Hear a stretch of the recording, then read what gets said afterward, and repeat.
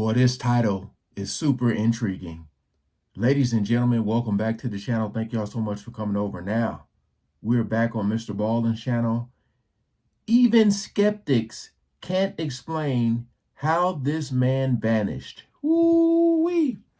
I'm going to try to get through the video without pausing too much, unless I need to rehear something. We got 21 minutes here. Again, appreciate all the love and support. Make sure you guys are subscribed to his channel. Shout out to all the good humans. Link is always in the description for those who are asking. We ain't gonna waste no more time. Let's jump right into it. Today's video is primarily geared towards skeptics because the story I'm going to tell you today is often cited as proof that we are not alone in this universe, that I believe aliens it. exist. So, take a listen to the story, Oh, and yeah. at the end, let me know if you agree or disagree in the comments, and I will respond to as many people as I can. But before we get into that story, if you're a fan of the strange, dark, and mysterious delivered in story format, then you've come to the right place because that's all we do, and we upload once a week. So, if that's of interest to you, please invite the like button to come out for a fun night on the town with you, but don't show up and don't answer any of their phone calls or text messages all night. Also, please subscribe to our channel and turn on all notifications so you don't miss any of our weekly uploads. Okay, let's get into today's story.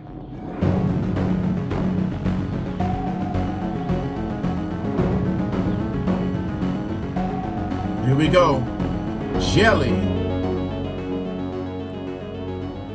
On the afternoon of June 6th, 1980, a 56-year-old man named Zygmunt Adamski, who just went by Ziggy, was having a late lunch with his wife and his cousin inside of Ziggy's little brick house in the English village of Tingley. That day had been a particularly stressful day for Ziggy and his family because the following day was Ziggy's goddaughter's wedding, and Ziggy was very close with his goddaughter. Ziggy and his wife couldn't have kids because of medical issues, and so his goddaughter had basically become, at least in Ziggy's mind, like his own daughter. And so in fact, at her wedding, Ziggy was going to be walking her down the aisle. And while Ziggy was really excited about this, he was also very stressed out that he was going to screw it up. And so he had gone over and over, what responsibilities he had as part of the wedding party. And he had this little speech he had to give that he had rehearsed 50 times. He had it written out. I mean, he was ready, but he was very much in his own head about something potentially going wrong that he would be responsible for. And on top of that stress,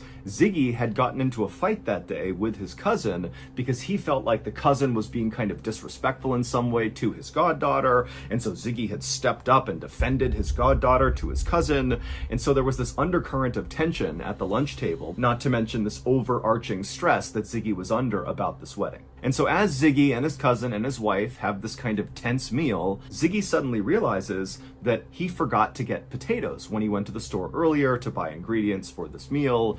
And for some reason, Ziggy decides, you know what, I'm going to just put my stuff down now, go to the store, and get those potatoes, even though at this point it was too late to make the potatoes for the meal. And so maybe Ziggy just wanted to go out and do anything to get away from his cousin for a minute and away from all this wedding planning they were doing and just kind of go out and clear his head.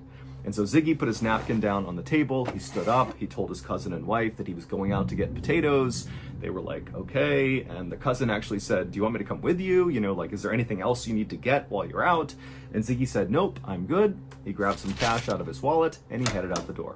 The village of Tingley, where Ziggy and his wife lived, was a very safe place. He and his wife had actually moved there after fleeing from Poland during World War II, where both Ziggy and his wife, whose name was Lottie, had been held prisoner at some point. And so after all this trauma of being held prisoner and having to flee their home country, they had looked for the safest, best place to kind of resettle and stay for good, and Tingley was it, and they loved it. Ziggy had gotten a job in Tingley as a coal miner, and he had been doing that for 27 years. As for Lottie, she didn't work because she had a disease called multiple sclerosis, which meant she was confined to a wheelchair. But Ziggy and Lottie had quickly made lots of friends in town who were very supportive, and so it wasn't long before Ziggy and Lottie had a very happy and stable life in this town. The little shop where Ziggy was going to was only about 3 blocks away from his house, which meant walking to the store, getting potatoes, and coming back would only take a few minutes.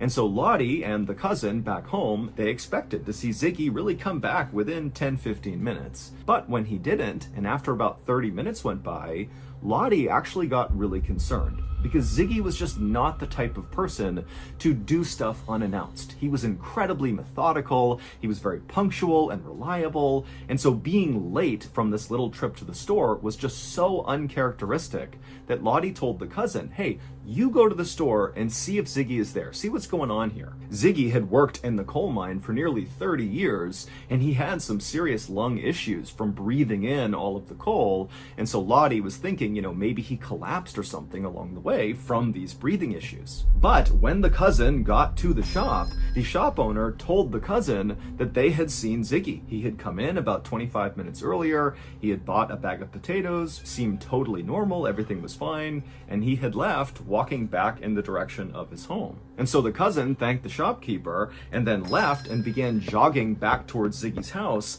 thinking, maybe he had just not seen him on the way, that maybe Ziggy was sitting down somewhere on this 3-block path. But the cousin got all the way home and didn't see any sign of Ziggy. And so after going back inside of the house, the cousin and Lottie talked about what they should do, and they actually went back out into the neighborhood asking around, asking neighbors and other people if they had seen Ziggy. But after a couple of hours of canvassing the neighborhood and not finding Ziggy or finding any indication of what happened to him, Lottie ended up calling the police. But the police were not inclined to launch a huge investigation for a grown man who's only been missing for a couple of hours in his neighborhood with no sign of foul play or any other sign that anything really bad had happened. And after the police began asking questions of Lottie and the neighbors about what Ziggy's life was like, they learned that recently Ziggy had been declined for an early retirement from the coal mine. Because of those breathing issues he was having, he had requested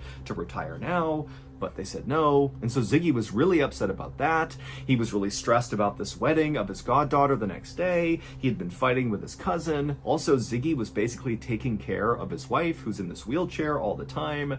And so because of all these stressors in Ziggy's life, the police started to wonder if maybe it was possible that Ziggy had not been going to get potatoes, but in fact was just kind of abandoning his family. And so ultimately, on the day that Ziggy went missing, the police told Lottie and Ziggy's cousin that they should just sit tight, see if he comes back tonight, and if he doesn't, go to the wedding tomorrow, because Ziggy is so close with the goddaughter. If he's having some sort of issue right now, he's very likely to come back for something as significant as this wedding. And so Lottie and Ziggy's cousin stayed at the house all night. Ziggy did not come back, they didn't hear from him, and the next day they went to the wedding, but Ziggy didn't show up for that either, even though he's supposed to walk his goddaughter down the aisle. And so after coming back from this wedding, Lottie called the police, she called local hospitals, she talked to all of her neighbors. I mean, she really put out like an all-points bulletin to everybody in the area that something terrible has happened to Ziggy and we need to find him.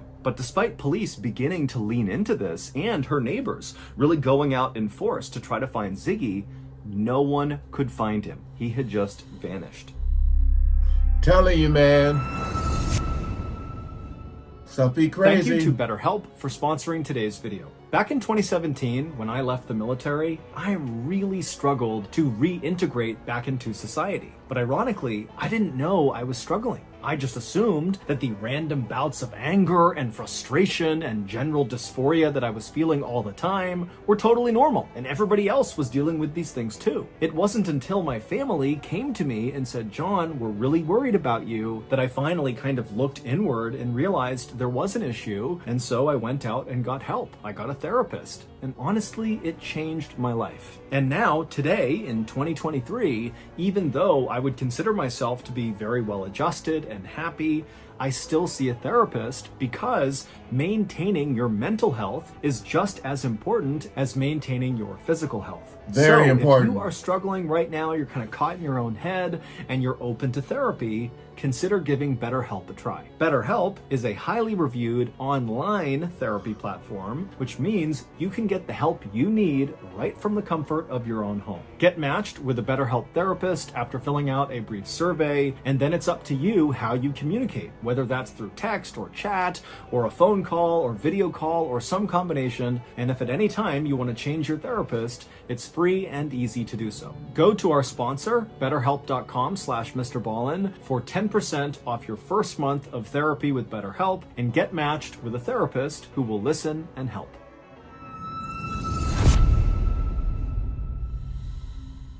On the morning of June 11th, so 5 days after Ziggy went to get potatoes and then vanished, a man named Trevor Parker got to work at his father's coal yard in the English town of Todmorden. The coal yard was basically just this big open lot that had a chain link fence around it that butted up against some railroad tracks. And inside of this lot were just these huge mounds of coal up against the perimeter of the lot. And then also inside of the coal yard was one small office building. And so on this morning, when Trevor pulled through the gates of this coal yard, first of all, he could see the entire yard the second he went in. And as he looked out, all he noticed was the fact that everything was wet from an early morning storm. And so after just kind of surveying around the lot to make sure none of the coal got blown around from the storm, he made his way to the small office building to do some paperwork. Trevor would work inside of that office building for a while, and then around lunchtime, Trevor decided to just go and get some lunch and kind of have a nice long lunch break. And so he left, he went to the pub, he was there for a couple of hours, and then around 3:45 p.m., he came back to the coal yard, and when he went through the gates, everything looked the same, except there was this dark thing on top of one of the coal piles in the back of the yard. Now, Trevor didn't know if he had seen it when he had first arrived that morning or if it was new, but whatever it was on this pile, it immediately caught Trevor's attention. And so after parking his vehicle, Trevor began walking over to this 12-foot tall coal pile with this thing on it. And when he got about 30 feet away from it, he realized he saw someone's shoe, that this dark figure was a person. And right away, Trevor started rolling his eyes because there was a group of homeless people that lived near the railroad tracks just outside of the coal yard. And it wasn't uncommon for them to get really drunk and then wander their way into the coal yard, where sometimes they would fall asleep. And so Trevor's thinking, okay, clearly one of these drunk homeless people has found their way into the coal yard and they've passed out on top of this pile of coal.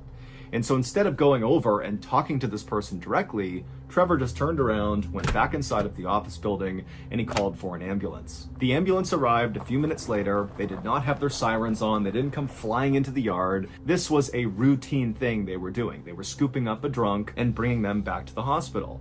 And so when the medics got out of their ambulance and Trevor directed them over to the proper coal pile, they were just cracking jokes along the way. This was not a big deal. When the two medics got to the bottom of the coal pile, one of them began climbing up the coal to go see this drunk person and get them down.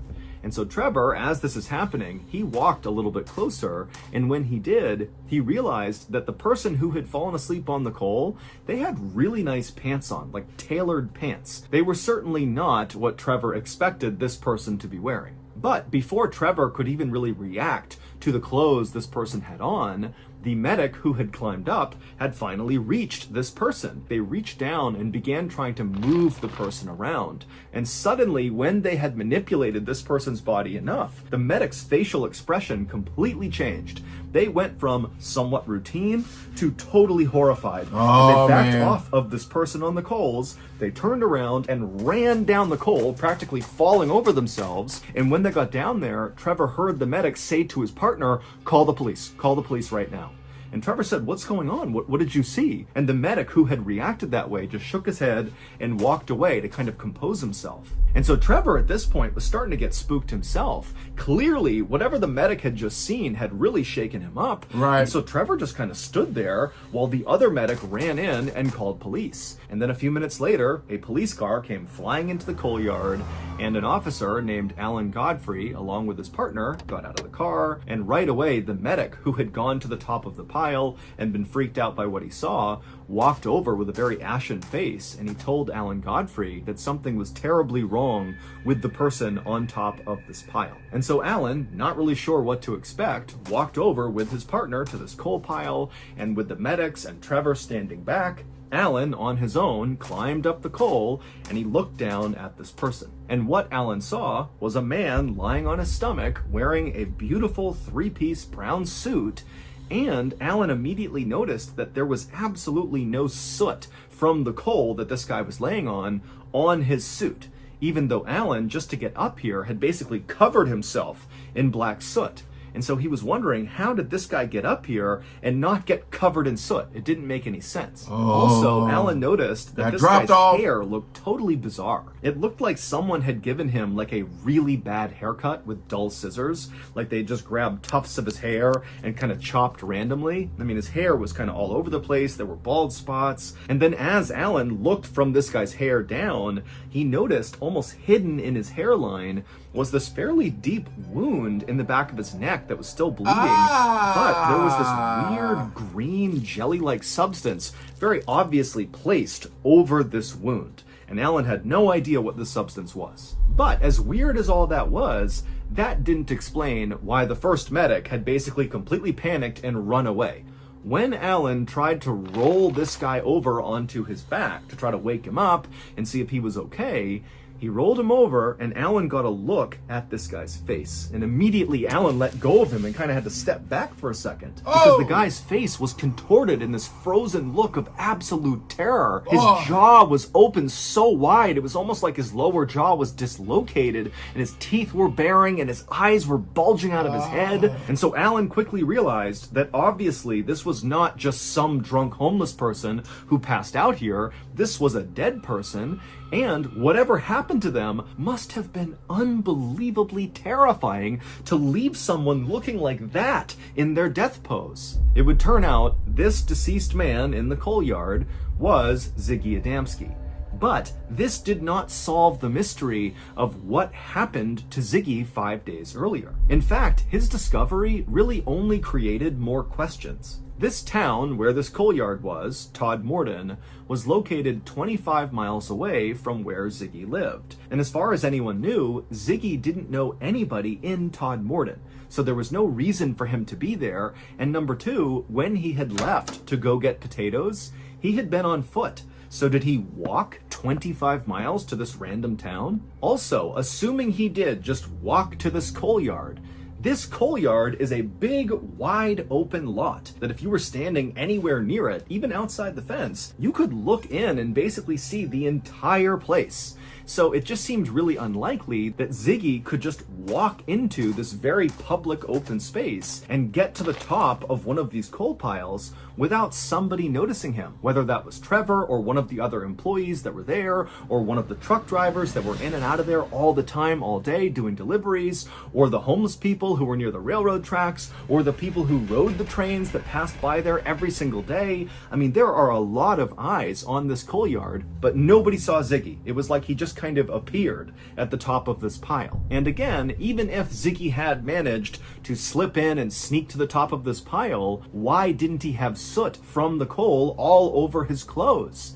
And if maybe he had been brought there, if someone had killed him and put him on this coal pile, there's even more reason he would have soot all over him, because they would have had to drag him up to the top of the pile. And even putting all that aside, if someone really did kill Ziggy and they placed him on this pile, why? This is a very open public place. Someone is going to find him. You're going to get caught if you're the killer. And then of course there is the issue of what Ziggy was wearing. That brown three-piece suit he was wearing that had no soot on it, it wasn't his, and it wasn't put on right. The buttons were not lined up. It almost looked like somebody else who didn't know how to put a suit on had tried to dress Ziggy. And then Ziggy also did not have an undershirt on. It was just the jacket over his skin. And then also Ziggy had this totally bizarre haircut that looked looked like someone who didn't know how to give a haircut had cut his hair with scissors and said, good enough. And then, of course, you have this wound on the back of Ziggy's neck. Now, the wound itself was determined not to be fatal. It was a fairly deep cut, but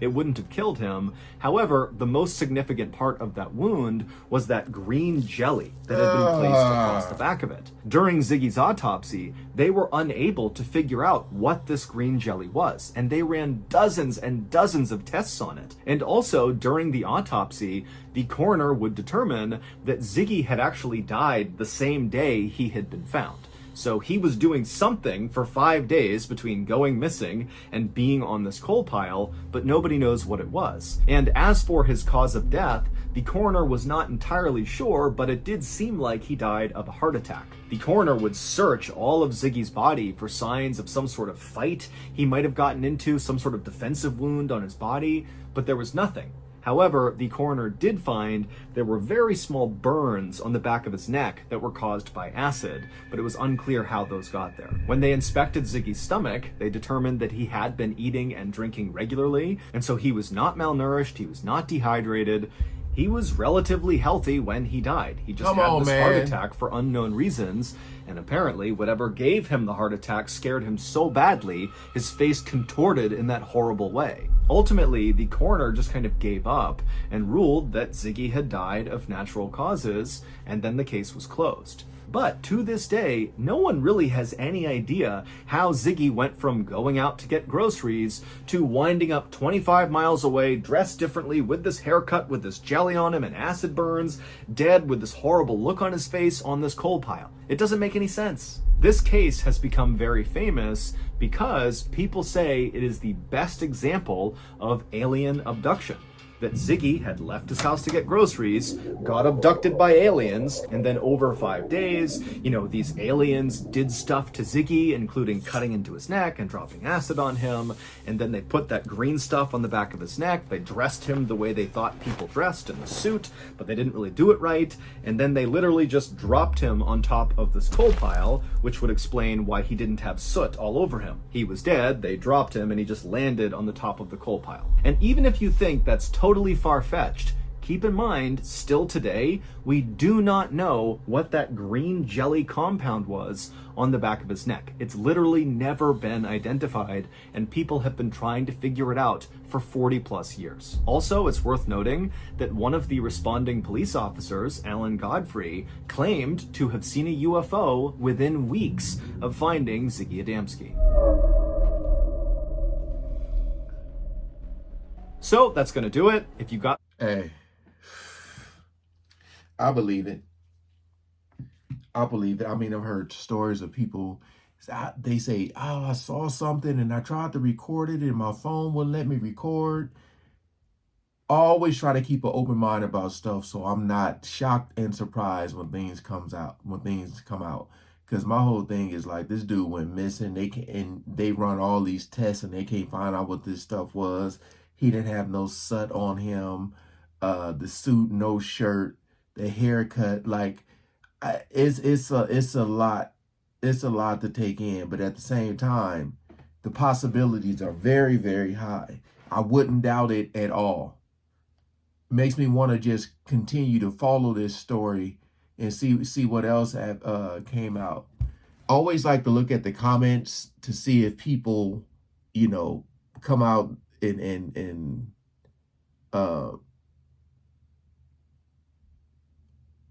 just if people have stories, because like the first thing I think when people mention aliens, people but hey, I think people just get so scared of like the possibility and the truth that they are out there.